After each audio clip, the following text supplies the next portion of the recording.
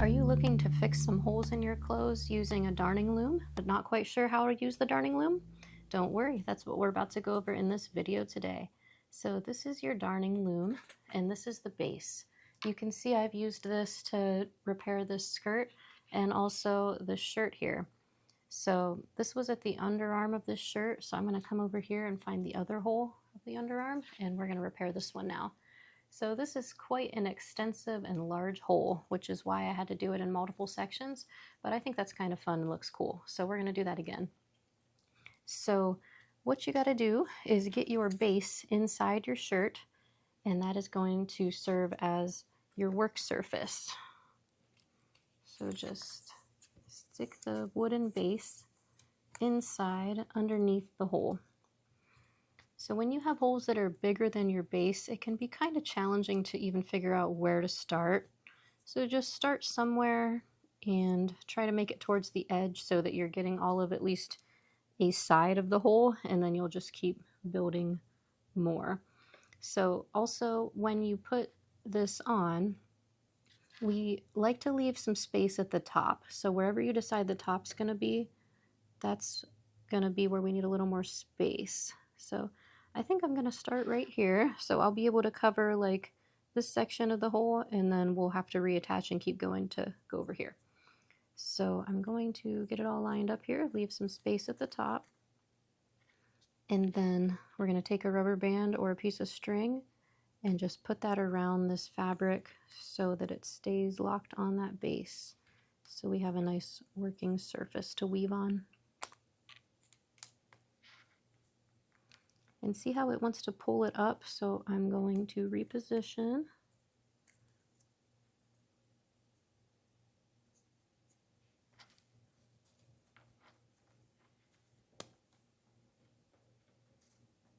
Maybe I'll come down a little lower because it really wants to pull it up.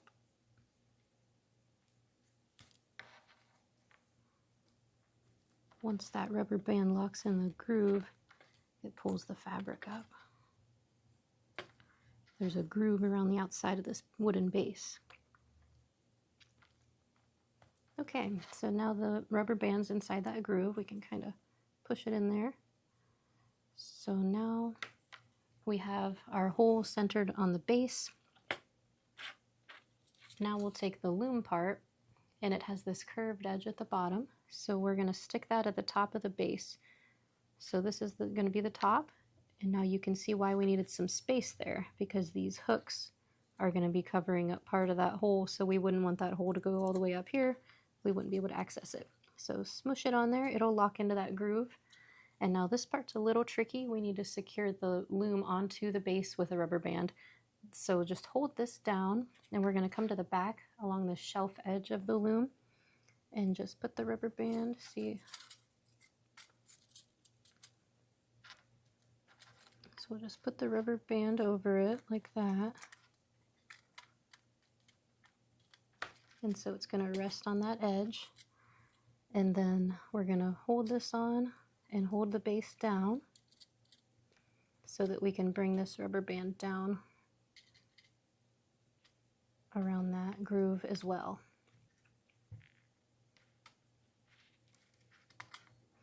Just like that. Make sure it's all locked in there. And now we're ready to start. Okay, so basically how this thing's going to work is we're going to place some strands of thread that go up and down, up and down, up and down. And in the weaving world, these up and down strands are called your warp. So we're going to put our warp threads. And then we'll start to go side to side. And those will be our weft strands. So let's start with our warp. So you're going to need a needle,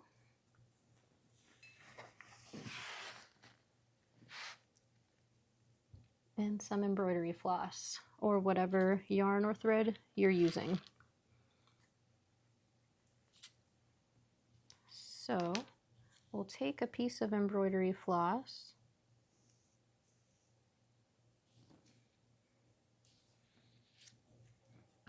and cut it.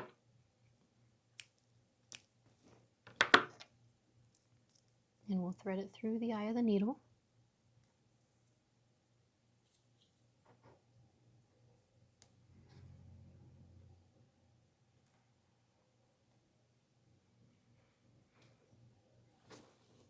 Okay, so now we're ready to take our first stitch.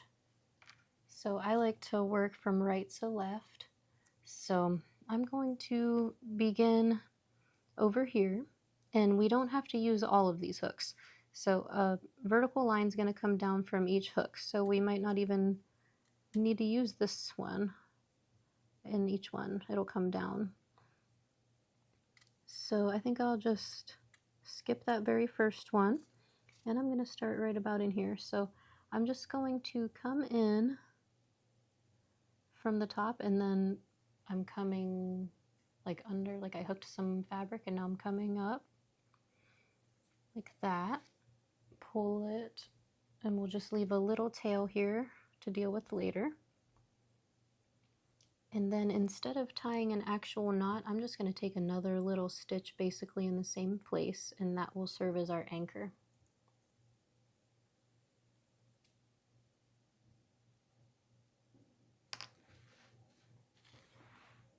So now I'm going to move all these little rings so that the hooks stand more or less straight up like that. So these are meant so that you can change the way the hooks go, and we're going to use this later. But right now, if we just kind of have them centered, that's good. So I'm going to skip that first hook, and I'm going to go to this one here. So the thread is anchored at the bottom, and now I'm just going to come up over that hook and back down like that. And I'm going from right over to left each time. So now it's in that hook. So now we'll take another stitch down here. And if you want this to be a straight line across, you can do it that way. If you want it to curve, you can do it that way. If you want it to be wavy, you can do whatever you want. You can place these stitches at the bottom anywhere you want, as long as they are in line vertically. So I'm aiming to place each one of these stitches in the middle of each of the two hooks. So right in between these hooks, if I come straight down, it's going to belong right here. So I'm going to take my little stitch right here, and we're taking small stitches because we don't want to travel very far. We just want to hook that fabric so it's anchored in the bottom there, so that we can come up and back down over that little hook like that. And so now we'll come straight down and take our next stitch.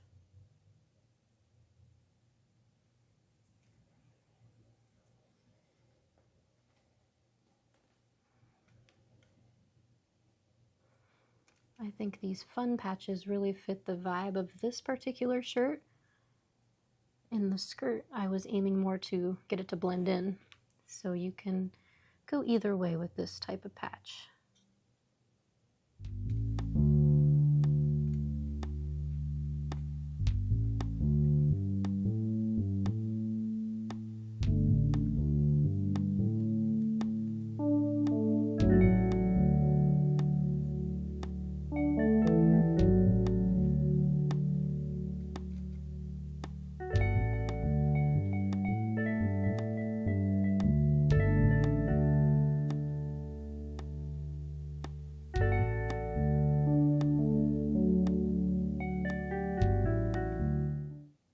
It's a little crazy because there's not much to hook into here, and one option that you could do is to interface the back of this piece before you started. You could do some iron-on interfacing.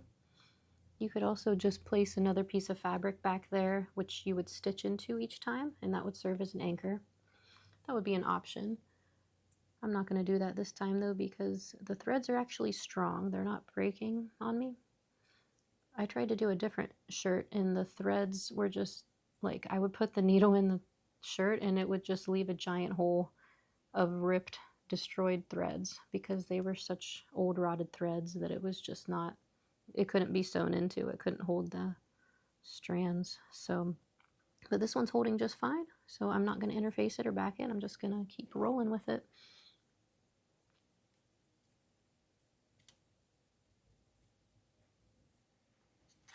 could also choose to interface it or back it afterwards too, just to help hold everything in.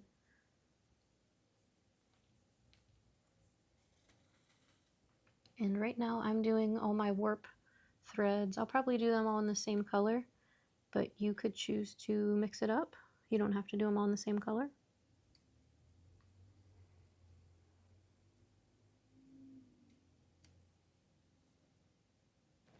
But we're trying to keep the same amount of tension on these.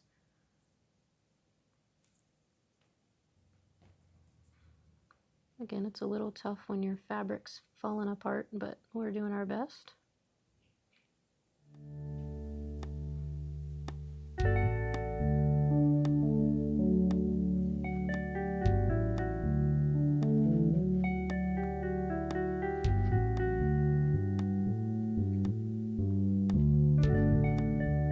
And it's not great if they aren't going straight. Like, see how mine's starting to go that way?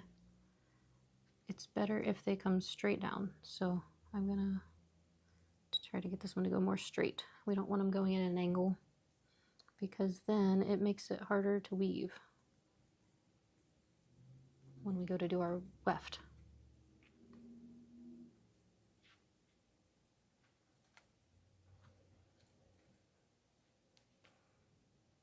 Now this one's kind of crossing the other. I should probably just take these out and fix this. See, this one was just way too far over to the left. Okay, I took that out because they were all at a slant, so it needs to come straight down from here. So even if it's all in this weird section, so be it. They need to be straight.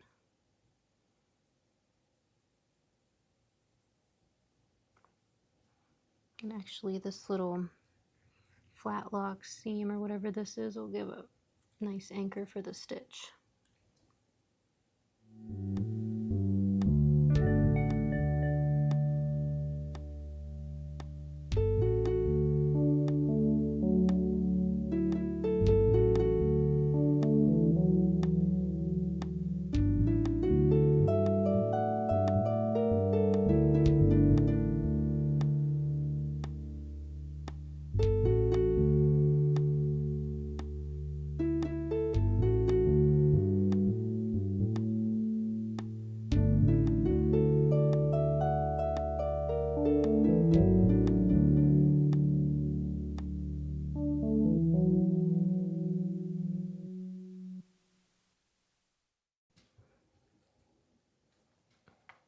Okay, so that's the last hook. So now I'm going to anchor in the same way as before. I'm going to take my final stitch here. And then instead of tying a knot, I'm just going to take another little stitch in the same place. Okay, and then we can let both of these tails just hang off to the sides and out of our way. And we have our warp done. So it's a little less than perfect here because I can't get that to stay under tension because this hole is just opening up, but it's okay. We're gonna roll with it. So now we're going to pick some colors for our weft.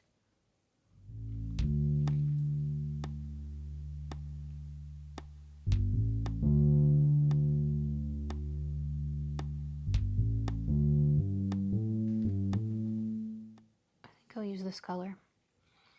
So we'll get a big piece of this color and cut it off.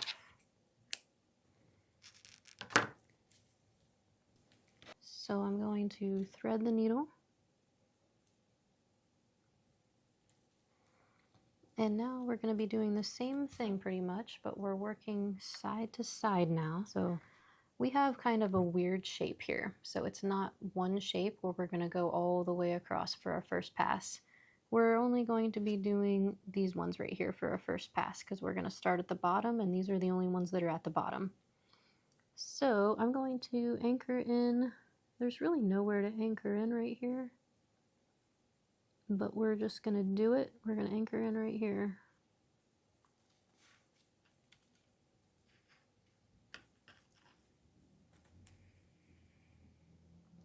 And like leave a little tail that's a few inches long so it's easy to deal with later.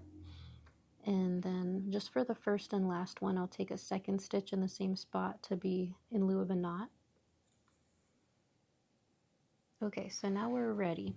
We have these little things on top, and I'm going to push all of them over to one side. So what that has done is it has opened up what's called a shed in the weaving world, which means an opening under here. So it's lifting the left side of each stitch while pushing the right side of the stitch down. So that allows us to easily go under those half only. But remember, we're not going in this side, we're only going in this side. So I'm going to start right here. And I'm not even going to go all the way over because see, these don't reach all the way down. I'm only going to go to here. Okay, so I'm under those stitches, or whatever, I'm under those warp threads. Now I'm going to pull it through. Okay, so that is our first weft. So now I'm going to anchor over here by taking a little stitch.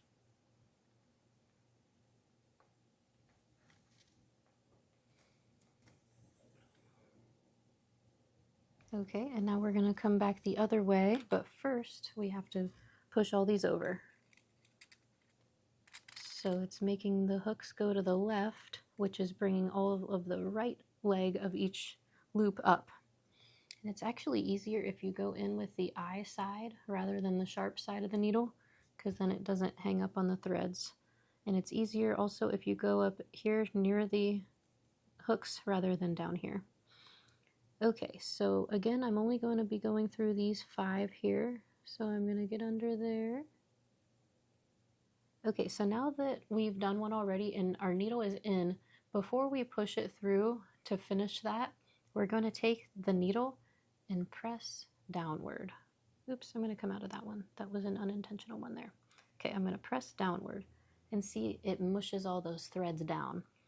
And in weaving, this is called beating. You beat it down. So we beat it, and now we're going to pull it through to the right side. Lovely. Okay. Now, in theory, we need to anchor here, so I'm going to attempt to do that in this little threadbare pile we have here. I don't think it's going to work out. I think what I should do instead is just let it come all the way over. Even though they won't be woven on right now, we'll figure something out with this later. So I'm going to come all the way over, just going straight horizontally across. I'm going to anchor over here.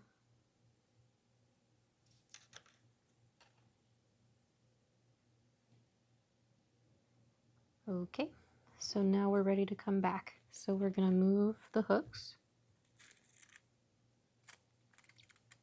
Okay, and then we're going to determine where we're going to enter here. So we're going to go under this one because we're not ready for these yet.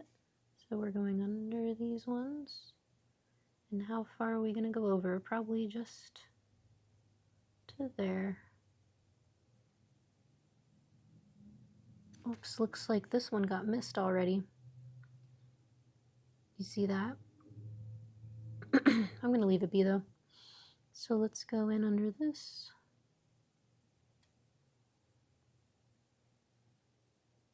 Beat it. And then send it through.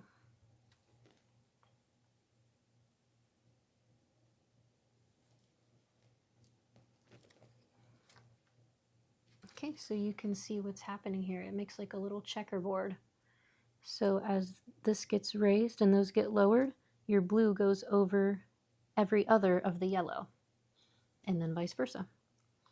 So now we'll take our anchoring stitch at the side.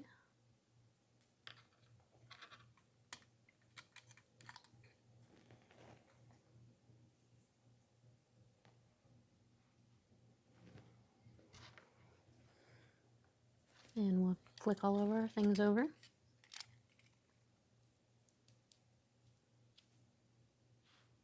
Okay, and now I think we're ready to go into this leftmost one.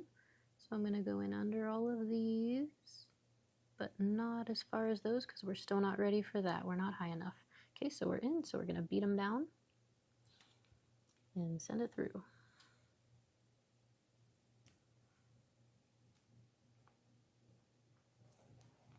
And now we're going to come straight across and anchor it over here.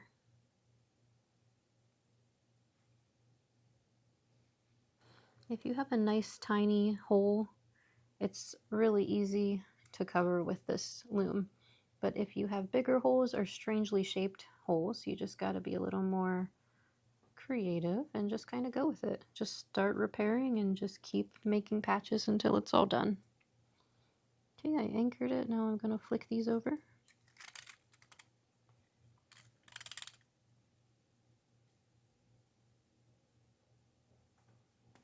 Now I know these are going to be trouble because they're not under tension, so I have to remember to keep pulling them down and making sure they behave.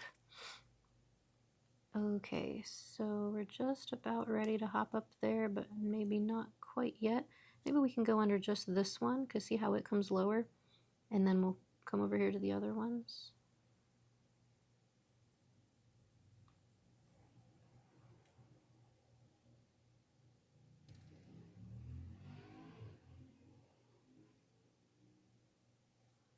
Beat it down and send it through.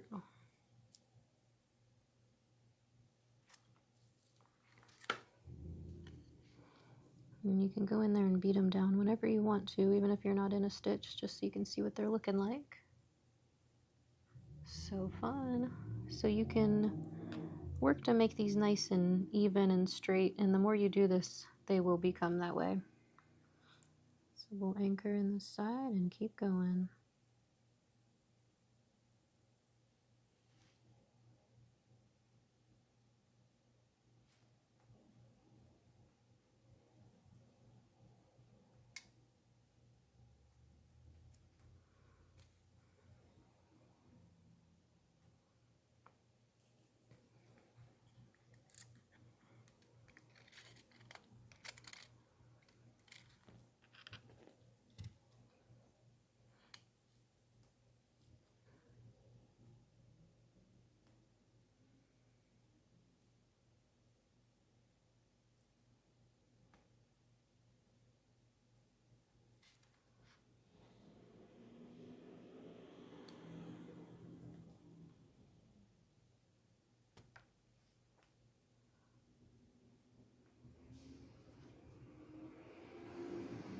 Okay, and then I think we can actually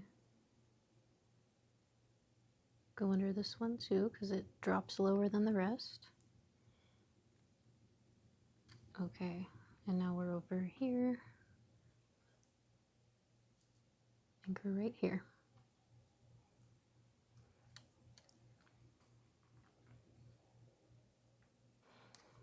Flick them over and keep going.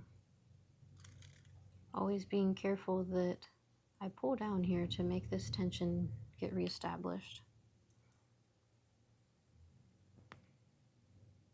Now I think we're finally high enough we can do a full pass.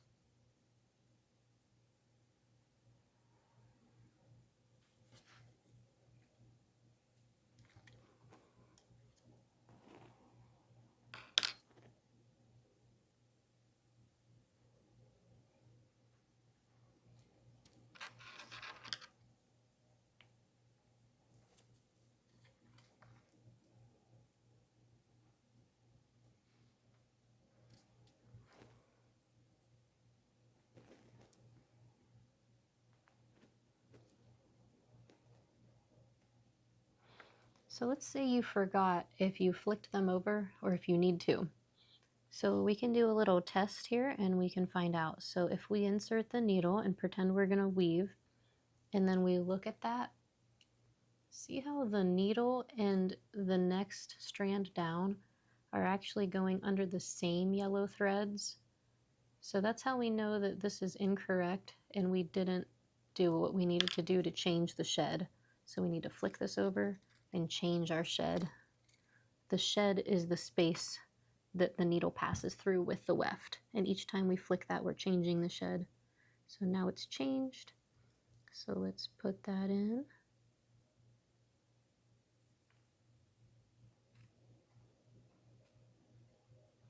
Okay, let's test it again. If we go and bring the needle down and compare the needle to that top blue thread, you can see the needle's passing under different yellow warp threads than the blue. So that means this is correct. So we'll send it through. You want it to be under different threads each time. That's what creates the checkerboard.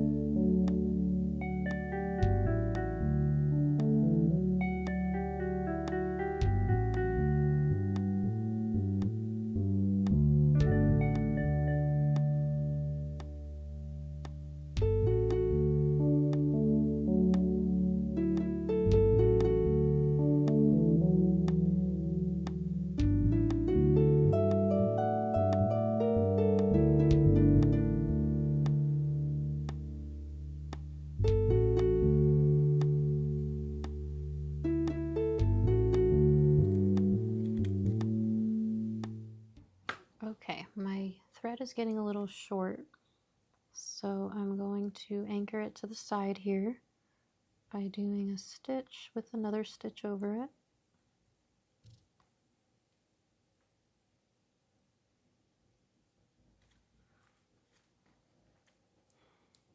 And I'll let that strand hang off to the side. And now I think I'll go with another color. Maybe I'll try this dark blue. This looks kind of cool for some reason.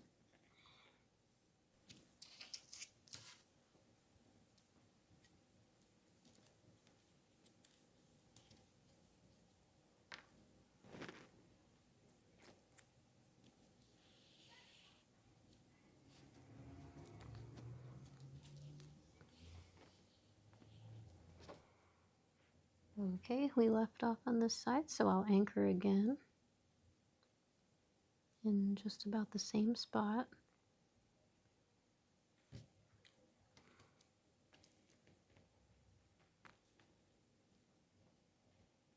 And just at the beginning and ends of our strands, we do the anchor with the 2 stitches on top of each other. You could tie a knot too, but this works just as well and doesn't make a big bulky thing and doesn't want to pull through and won't be uncomfortable in the finished product. Okay, we're anchored in with our new Weft color.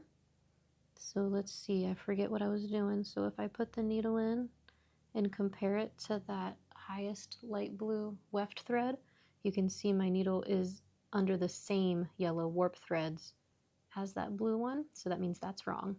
So we need to flip. And now we're ready. And remember, it's easier to go in with the not sharp side of the needle first.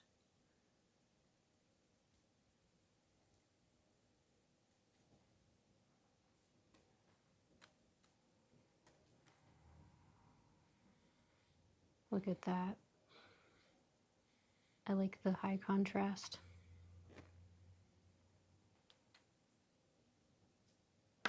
It's kind of fun to pick the different colors that you're going to use for the warp and weft because they actually end up kind of blending to your eye. So if you choose a blue and a yellow and then you stand back, it will kind of appear green.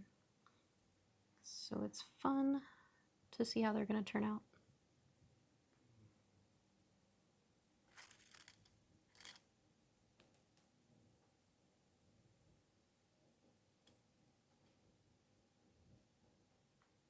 And you do have to pay attention somewhat because you might see that I have to fix them sometimes, especially in this loose tension area. I have to make sure that it's going under either the left or right leg of that loop. It doesn't always happen automatically. You got to be on it.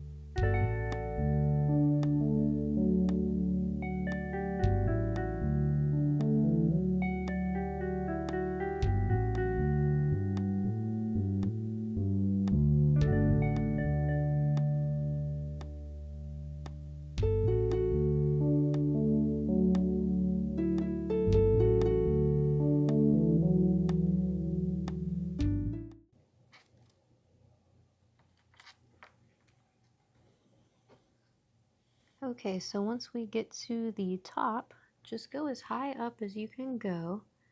It gets a little tricky because the space gets so tight.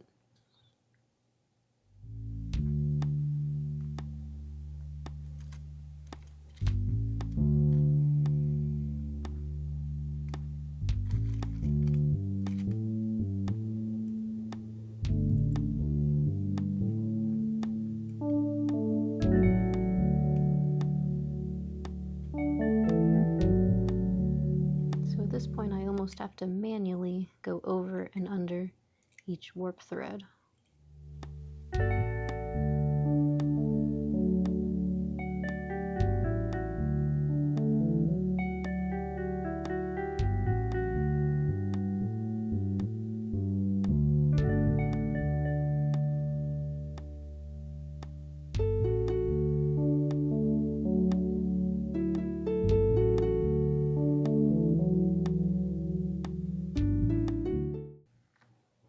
Okay, that's going to be my last one. So now we're going to carefully take the rubber bands off, and then these are still attached, so the whole loom will just kind of have to fold forward so those hooks can come out of those. So just kind of try to hold on to everything and just start taking these rubber bands off.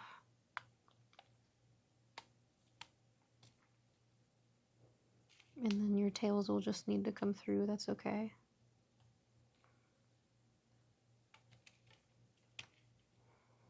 Okay, there's one. And then we'll take the band off that's holding the fabric to the base. Oh, we can take this loom off now. So we'll just pull it upward. Oh, maybe we can't get it off yet. Okay, let's undo the rubber band.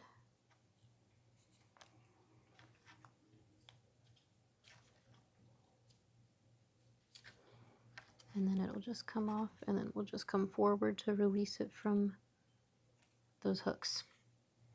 And get this rubber band out of here. Okay, now we have to do the final step, which is to secure the top edge of our woven patch to the garment. So I do still have the base in there just so I have something to sew against. And I'm going to work across from right to left. And what I'm going to do is just take a little anchoring stitch into the fabric and then bring that needle up through the stitch. I'm just coming up through the back like that.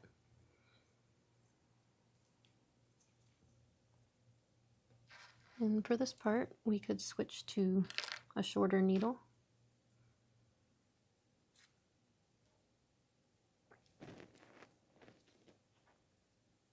So we're just moving across, taking an anchoring stitch, and then bringing that needle through the yellow loop.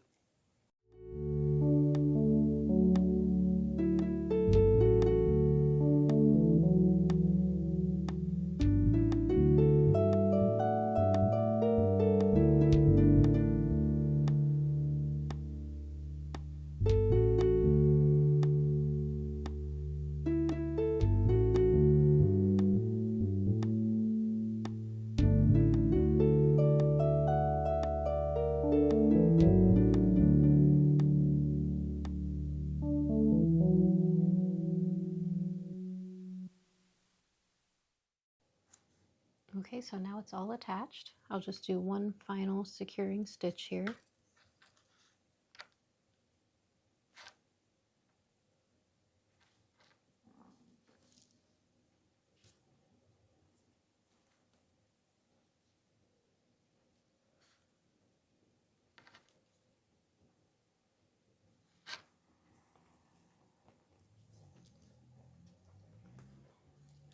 And there is our beautiful patch.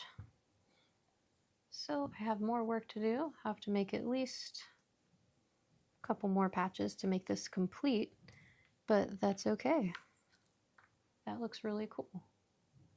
So now we do have to deal with all of these strands. So if we go over to the back side, so like here's one of them, we just need to pull them all through to this side so we can deal with them.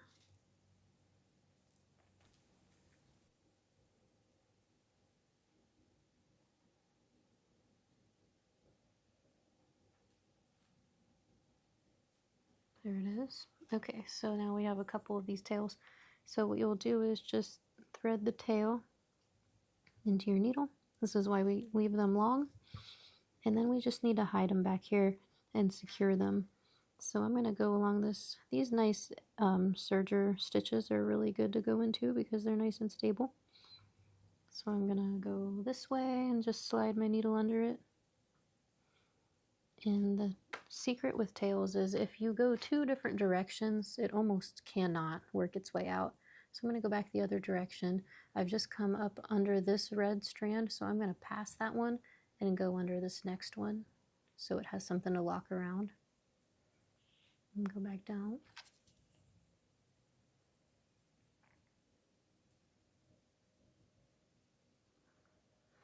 And you can do this into the serger thing, you can do this into the fabric, you can even do it into your woven part. So there we go. So now that's locked in. We can clip that off. So just secure all your tails like that. And then you will have a finished patch. Congratulations. If you enjoyed this video, please do give my video a like and please consider subscribing. We have a sewing channel where we do a deep dive every Monday, and we're also about to be starting a yarn channel for knitters, crocheters, weavers, etc. So please do definitely follow our channels, and please leave a comment down below if you enjoyed this. I would love to know anything you have to say about it. Maybe you know more about the history of the style loom. Maybe you know some more tips and tricks. Or maybe you have a question. Leave it all down below. I would love to hear it. So thank you so much for watching. Hope to see you in next week's episode. Happy sewing.